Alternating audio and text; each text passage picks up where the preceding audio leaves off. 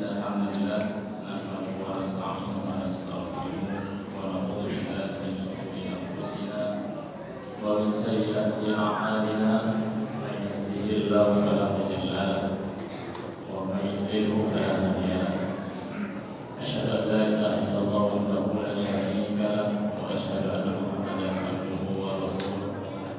Allahumma shalli wa sallim ala Muhammadin wa ala alihi wa sahbihi wa sallam tasliman katsiran. Amma ba'd. Bapak Ibu yang dirahmati Allah Subhanahu wa taala, alhamdulillah kita bersyukur kepada Allah Subhanahu wa taala di kesempatan yang berbahagia ini, yang mulia ini, Allah masih mudahkan kita dapat melaksanakan sholat Isya secara berjamaah yang insyaallah dilanjutkan dengan sholat tarawih secara berjamaah dan seterusnya.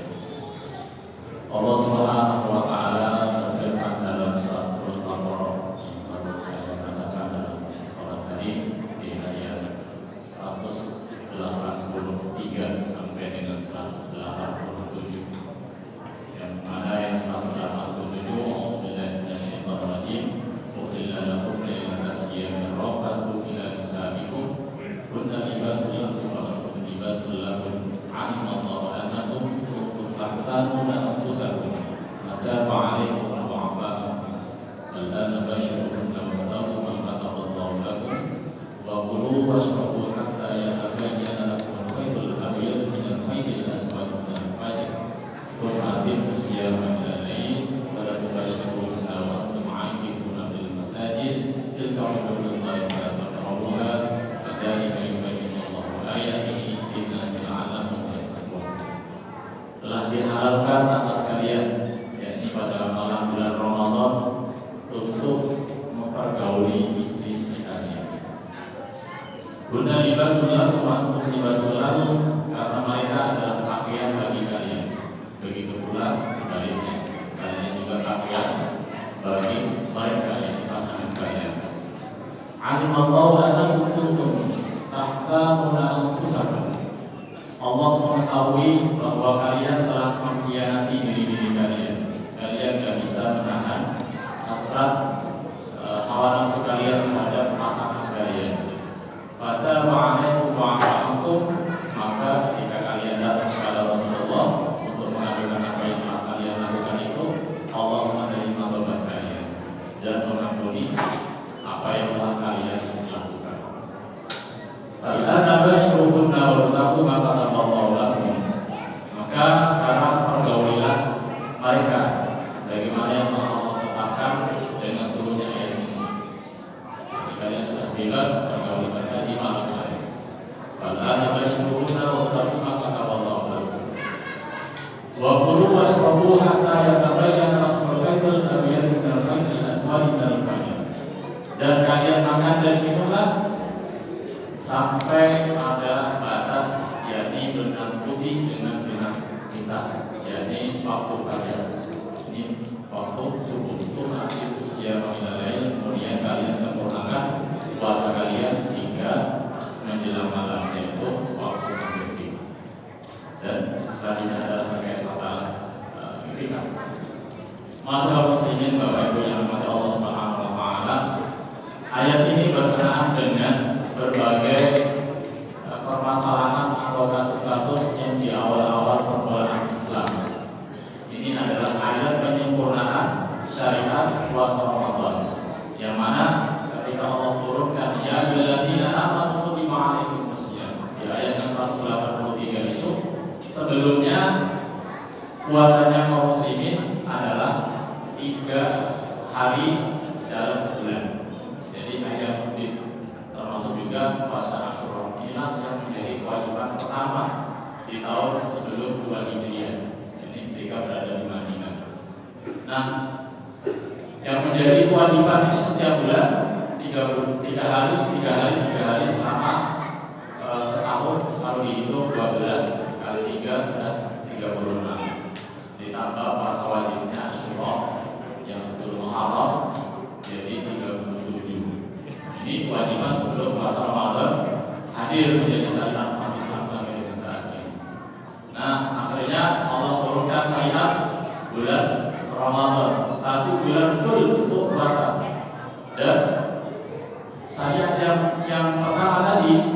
dihapus, yang sebelumnya wajib menjadi sunnah. Jadi yang Asyura yang harusnya menjadi kewajiban, karena sudah ada bulan Ramadan yang menjadi ketentuan yang baru, maka Asyura termasuk 3 hari yang lebih ini pun menjadi sunnah. Maka boleh dikerjakan. Kalau dikerjakan mendapatkan pahala sebagaimana tuntunan Nabi Sallallahu Alaihi Wasallam. Tapi ketika nggak dikerjakan, bukan sebagai sebuah kewajiban. Nah, kemudian ada permasalahan yang pertama, yakni ketika berbuka ini nggak seperti kita. Jadi kita berbuka sampai malam hari, bahkan sampai subuh bebas makan sepuasnya, minum sepuasnya, bahkan menggauli pasangan kita juga bebas, halal. Nah, di zaman awal-awal ini kan nggak seperti itu. Jadi ketika sahabat ini tertidur, ada kaum muslimin tertidur, maka selesai sudah. Jadi nggak boleh lagi meneruskan atau makan dan minum dianggap haram. Jadi harus berpuasa lagi nanti. Jadi ketika misalkan jam sekarang ini belum berbuka, kemudian tertidur, maka sudah setelah bangun nanti jam 12 nggak boleh lagi kita makan dan minum, bahkan haram untuk mempergauli istri. Nah, termasuk salah satunya adalah sahabat yang mulia Qais bin Sirham radhiyallahu anhu. Jadi Qais bin Sirham ini seorang dari kalangan Ansor, di siang harinya bekerja sampai letihnya luar biasa. Kita tahu ini Mekah itu panasnya luar biasa, berbeda dengan cuaca di tempat kita ini. Nah, ketika siang hari bekerja sampai sore, kecapean.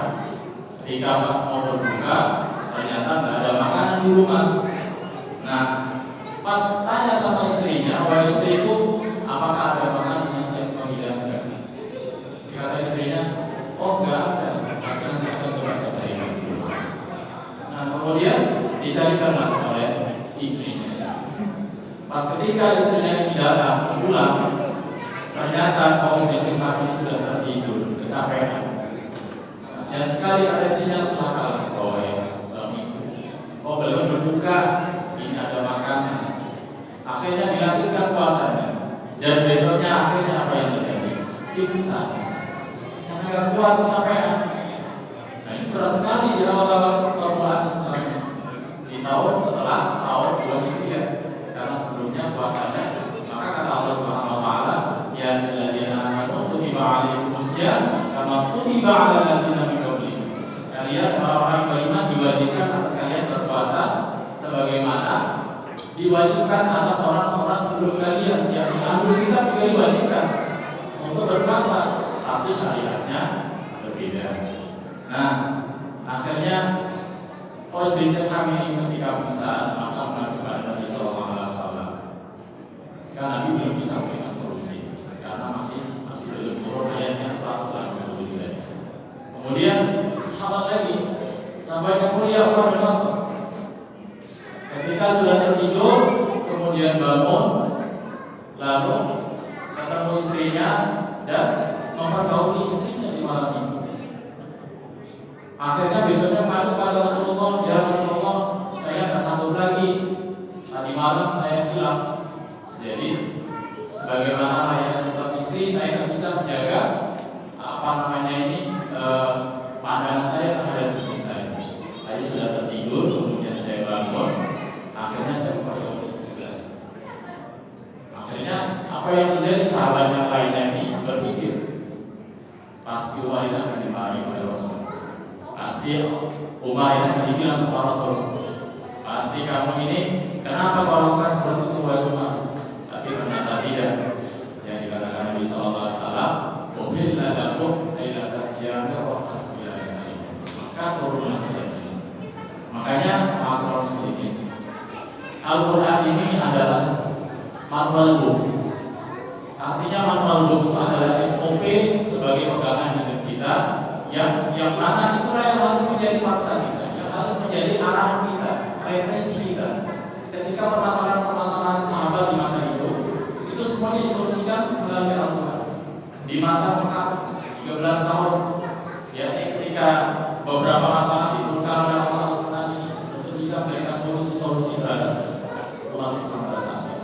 kemudian dilanjutkan selama 1 tahun di Madinah. Jadi 23 tahun inilah Al-Quran menjadi pedoman hidup yang sudah sempurna. Dan saat ini ketika ada orang-orang yang hidupnya susah, yang banyak bermasalah, pasti hidupnya jauh daripada Al-Quran. Maka ada yang bilang Al-Quran itu kan sifatnya Al-Quran Karim. Al-Quran Karim artinya Al-Quran itu mulia. Maka logika kita, ketika sesuatu yang mulia, maka dia akan memiliki nilai yang tinggi. Batu yang biasa itu gak punya nilai. Kalau batu-batu kerikil itu ambil sekilo ada nilai. Coba kalau itu namanya batu mulia, maka nilainya itu luar biasa. Batu akik itu batu mulia, bukan batu mulia. Sesuatu yang mulia itu pasti nilainya. Sekarang logam itu 1 kilo berapa? Biasa-biasa saja, mungkin 2.000-3.000. Coba kalau kita tambahin logam mulia, kalau kita punya logam mulia 1 kilo berapa? Mulia. Belum yang mulia. Nah, ini Al-Quran firman Allah. Ketika seseorang didampingi dengan Al-Quran Karim, maka hidupnya akan menjadi mulia. Karena yang di dunia saja ketika dikasih nilai mulia, maka nilai apa? Maka apabila seseorang bisa hidup dengan Al-Quran sebagai makhluk, bukan hanya dibaca, bahkan dibaca saja ini pahalanya sudah luar biasa. Ada yang diberikan pahala 1 Al-Mahir bil Quran ma'asyafaratil kiramil bararah. 1 seorang yang mahir membaca Al-Quran dengan takdirnya yang bagus dan tajwidnya bagus, pasokannya bagus, ini bersama dengan malaikat yang mulia di sisi Allah Subhanahu wa taala. Ada lagi yang kadang-kadang salah-salah, walaupun yataqatta'u fihi, walaupun yaqra'ul Qur'an wa yataqatta'u fihi wa huwa 'alaihi syaqun lahu ajrun. Yang bacanya gadul-gadul terbata-bata, ini pahalanya 2. Ngototnya tadi belum sampai tadi itu dinilai sama Allah. Belum lagi yang terbata-batanya itu juga dinilai sama Allah. Tinggal kita mau ini pahalanya berapa? Pahalanya 1. Ini yang baca saja, belum kata lebihnya. Ini banyak para jalan di dalam kajian ini di luar bulan Ramadan, belum lagi di dalam bulan Ramadan. Nah, terkait dengan masalah surat yang ayat yang 187 ini, maka akhirnya Allah turunkan ayat ini untuk bisa memberikan solusi, sehingga OSN tadi sudah diambil oleh Allah, sehingga di malam hari ketika tidur, maka meskipun bangun kalau belum 20 wasroh hatta yang tabayyana al-khaydul abyad min al-khaydil aswad min al-fajr, sebelum nanti nampak jelas benang hitam dari benang putih dari benang hitam. Yang dimaksud adalah waktu fajar. Jadi minal fajar ini ayatnya potongan sedikit ini datangnya lebih belakangan. Jadi nggak seperti kita yang sudah utuh silakan sampai dengan ma'alah jatuh, kita potong-potong. Jadi datang untuk dengan solusi sehingga sahabat ketika mengatakan saya boleh makan sampai minum atau menggauli istri itu sampai batasnya ya berapa ya? Sampai Rasulullah dikatakan Rasulullah sampai telah jelas dengan adanya benang hitam dan benang putih. Maka banyak menafsirkan sahabat ini ngambil benang putih dan benang hitam ditaruh di bawah bantal. Kemudian dilihat ketika sudah mulai agak waktunya ini mulai agak siang, ya, maksudnya waktu fajar itu, maka akan kelihatan perbedaan antara benang hitam dan benang putih. Akhirnya Rasulullah SAW menjelaskan minal fajar, yang dimaksud itu adalah batasnya sampai waktu subuh. Jadi kalian boleh makan, boleh minum, batasnya sampai subuh, berbeda dengan syariat yang lama tadi. Akhirnya inilah yang meringankan para sahabat. Dan banyak perubahan-perubahan, maka di 187 ini sebagai penyempurnaan syariat awal di bulan Ramadan. Maka ketika sahabat diberikan penjelasan Rasulullah SAW ini, kemudian Nabi SAW menjelaskan kembali bahwa kita harus berbeda puasanya dengan orang ahli kitab. Ya, jadi orang ahli kitab itu puasanya nggak ada sahurnya, dan juga berbukanya lebih lama daripada kaum muslimin. Dalam sebuah hadis dijelaskan Nabi sallallahu alaihi wasallam, "Inna fasla ma baina siyamina wa siyami ahli kitab aqrabus salam." Jadi yang membedakan antara puasanya kaum muslimin dengan ahli kitab, ya baik orang Yahudi maupun Nasrani ini adalah makan sahur. Kalau orang-orang Yahudi, Nasrani nggak ada sahurnya, bangun tidur udah langsung semuanya diharamkan. Nah, tapi kalau umat Islam itu harus ada sahurnya, dan itu dipertegas lagi. Banyak hadis Nabi SAW pertegas agar pentingnya makan sahur kita. Tasaharu fa'inna fisahuri barakah. Kalian sahur, makan sahur, karena di dalam sahur itu ada keberkahan. Banyak keberkahan. Cuma kalau kita ada sahur, maka badan mungkin akan menjadi lemas, menjadi loyo. Bahkan kata Nabi SAW, bahkan firman lima meskipun hanya dengan seteguk air saja. Karena ada Tuhan, jangan sampai kalian melewatkan ini. Banyak begitu keberkahan. Bahkan Allah Subhanahu Wa Taala ini bersolawat terhadap orang-orang yang sedang begitu banyak keberkahan. Maka dijelaskan di ayat ini bahwa batasnya sahur adalah ketika waktu subuh. Jadi waktu subuh, bukan waktu imsak. Nah, ini yang menjadi harus perhatian kita. Imsak itu mungkin tanda-tanda sudah mau memasuki subuh. Jangan sampai ketika imsak kita sudah mengharapkan makan. Nah, batasnya adalah waktu subuh. Batasnya seperti apa? Kata Nabi SAW, qadru khamsina ayat. Ya, kurang lebih 50 ayat. 50 ayat kalau bacanya tartil ya kurang lebih 20 ayat. Intinya itu jangan terlalu awal ketika kita makan sahur. Makan sahurnya jam 2:30, kalau kenyang tertidur subuhnya 12.